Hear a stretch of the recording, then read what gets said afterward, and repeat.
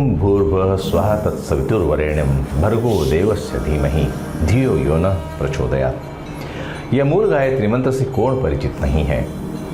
देवों के देव महादेव को अर्पित यह गायत्री मंत्र और त्योहारों में सावन की बहार। इस बहार में एक और जुड़ाव मिलता है और वो है नागपंचमी के 10 दिन पूर्व शुरू होने वाली नागद्वार यात्रा का। श्री शंभू के कंठ में विराजमान नागेश्वर की आराधना की यह नागद्वार पद यात्रा मध्य प्रदेश के पहाड़ी इलाका पचमढ़ी में पिछले 100 वर्षों से चली आ रही है। इस यात्रा का महत्व अमूल्य है।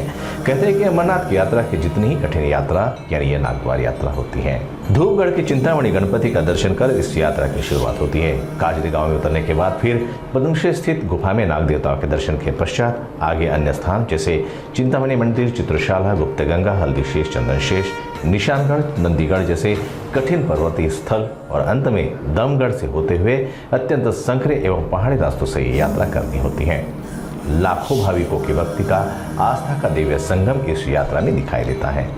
भक्त झूमते, नाचते और गाते हुए हरिहर के जयकारों से इस यात्रा में हिस्सा लेते हैं। लाखों भाविक, बुजुर्ग, महिलाएं, बच्चे आदि का एकत्रीकरण इस यात्रा को सुशोभित करता है। बदलते दौर में इस यात्रा में सुविधाएं भी अब मिलने लगी हैं। पहले जहां खान पान की सुविधा खुद करनी होती थी, अब विभिन्न जगह पर मंडलों द्वारा भक्तों के लिए लंगर लगाए जाते हैं।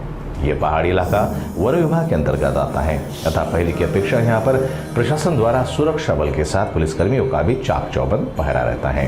इस यात्रा का बारिश के साथ सीधा संबंध होता है। पहाड़ों पर 30 किलोमीटर से भी ज्यादा का सफर तय करना होता है और ये तभी संभव होता है जब बारिश हो। रिमझिम बारिश के साथ इन पहाड़ों में भक्तिमय वातावरण में यात्रा करना एक अत्यंत सुखद अनुभव होता है। यात्रा के बाद भक्तगण अपने आप को अधिक तरोताजा महसूस करते हैं।